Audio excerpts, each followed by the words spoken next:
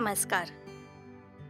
जिज्ञासा फिल्ममध्ये तुम्ही पाहिलत की कसं एका लहान मुलाला त्याच्या सभोवतालच्या सर्व वस्तूंबद्दल जाणून घ्यायचं असतं, त्याला समजून घ्यायचं असतं आणि त्याचा हा प्रयत्न आणि जाणून घेण्याच्या इच्छेलाच जिज्ञासा म्हणतात. याच प्रकारे आपल्या इतिहासातही एकाहून एक महान जिज्ञासू आहेत, ज्यांना तेव्हा झालेल्या जिज्ञासेमुळेच आपण आज एवढे आधुनिक झालो आहोत. म्हणूनच आज आम्ही तुम्हाला सर्वोच्च जिज्ञासू, महान गणितज्ञ आणि खगोलशास्त्रज्ञ आर्यभट्टांची कथा सांगणार आहोत. ती ऐकून तुमच्या लक्षात येईल की आज जेवढं ज्ञान आपल्याकडे आहे त्यामध्ये त्यांचं किती मोठं योगदान आहे. धन्यवाद. आर्यभट्ट प्राचीन काळातील सर्वात महान खगोलशास्त्रज्ञ आणि गणितज्ञांमधून एक होते. विज्ञान आणि गणितीय क्षेत्रामधील त्यांचं कार्य आजही वैज्ञानिकांना प्रेरणा देतं. भारताचे महान वैज्ञानिक आर्यभट्टांच्या जन्माबाबतीत इतिहासकारांचं वेगवेगळं मत आहे. बरेच इतिहासकार त्यांचा जन्म इसवी सन 476 मध्ये कुसुमपूर म्हणजेच बिहारच्या पटनामध्ये झाला असे सांगतात, तर बरेच इतिहासकार त्यांचा जन्म महाराष्ट्राच्या अशमक मध्ये झाला असं म्हणतात की आर्यभट्टांचा संबंध पटनाच्या नालंदा विश्वविद्यालयासोबत होता आणि गुप्त साम्राज्याच्या शेवटच्या काळात ते तेथे राहायचे. त्यांची ख्याती फक्त देशातच नव्हती तर परदेशातही पसरलेली होती. आर्यभट्टांनी केलेल्या शून्य आणि पायच्या शोधामुळे विज्ञान आणि गणितीय क्षेत्राला एक नवीन परिसीमा प्रदान केली आणि त्याला आणखी सोपं केलं. आर्यभट्ट त्या पहिल्या व्यक्तींमधून होते ज्यांनी बीजगणित म्हणजेच अल्जेब्राचा उपयोग केला. तुम्हाला हे ऐकून आश्चर्य वाटेल की त्यांनी त्यांची प्रसिद्ध रचना आर्यभट्टीयला कवितेच्या स्वरूपात लिहिले, जे की एका गणिताचं पुस्तक आहे. हे प्राचीन भारताच्या बहुचर्चित पुस्तकांपैकी एक पुस्तक आहे. या पुस्तकातील जास्तीत जास्त माहितीचा संबंध खगोलशास्त्र आणि गोलाच्या त्रिकोणमितीशी आहे. आर्यभट्टीमध्ये अंकगणित, बीजगणित आणि त्रिकोणमितीचे 33 नियम आहेत. आज आपल्या सर्वांना हे माहिती आहे की पृथ्वी गोल आहे आणि ती स्वतःच्या अक्षाभोवती फिरते आणि ह्यामुळेच दिवस आणि रात्र होते.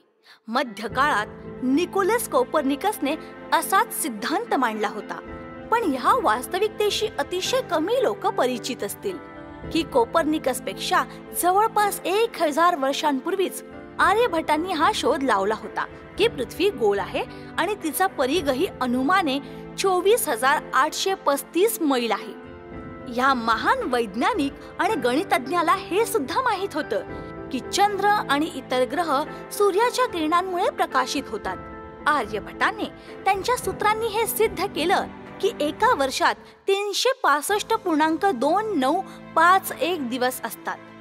यासोबतच त्यांनी हे सुद्धा सांगितलं की पृथ्वीला स्वतःच्या अक्षावर फिरताना सूर्याची परिक्रमा करण्यासाठी जवळपास 23 तास 56 मिनिट आणि 1 सेकंद एवढा वेळ लागतो. आर्यभट्टांनी सूर्यापासून ग्रहांचे जे अंतर सांगितले ते जवळपास वर्तमान परिमाणा एवढेच आहे. आर्यभट्टांनी पृथ्वीची लांबी 39,968.05 किलोमीटर सांगितली होती, जे तिच्या वास्तविक लांबीपेक्षा फक्त 2% कमी आहे.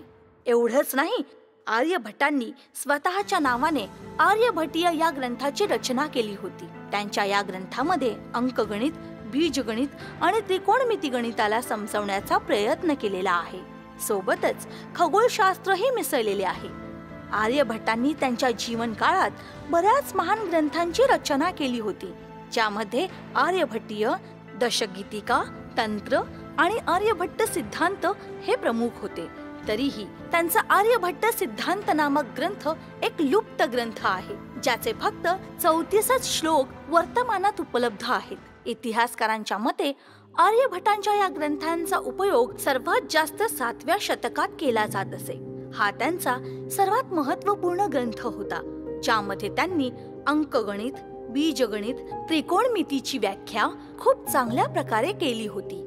या व्यतिरिक्त या ग्रंथामध्ये वर्गमूळ, घनमूळ, समानांतर श्रेणीसहित बऱ्याच समीकरणांनाही सोप्या भाषेत समजावलेले आहे. ते महान वैज्ञानिक आणि गणितज्ञ आर्यभट्टच होते. ज्यांनी शून्याचा शोध लावला, पायचा मान पूर्णांकाच्या 4 अंकांपर्यंत सांगितला आणि सोबतच पृथ्वीचा परिघ आणि इतर लांबी सांगून खगोल विज्ञान आणि गणितीय क्षेत्रामध्ये खूप महत्त्वपूर्ण योगदान दिलं.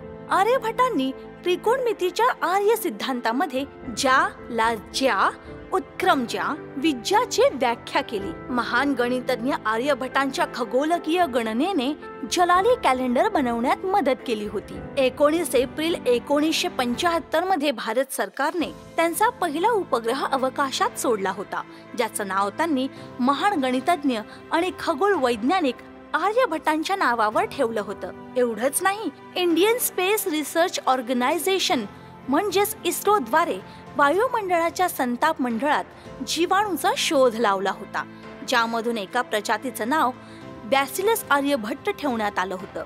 आणि उत्तराखंड राज्यातील नैनितालमध्ये आर्यभटांच्या समानात एका वैज्ञानिक संस्थेचं नाव आर्यभट्ट प्रेक्षण विज्ञान अनुसंधान ठेवण्यात आले आहे.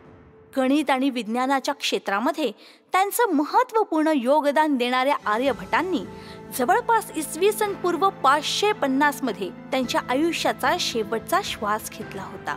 त्यांच्या मनातील जिज्ञासा संपूर्ण मानवजातीसाठी एक वरदान ठरली. अशा महान व्यक्तीला आमच्याकडून कोटी कोटी नमन.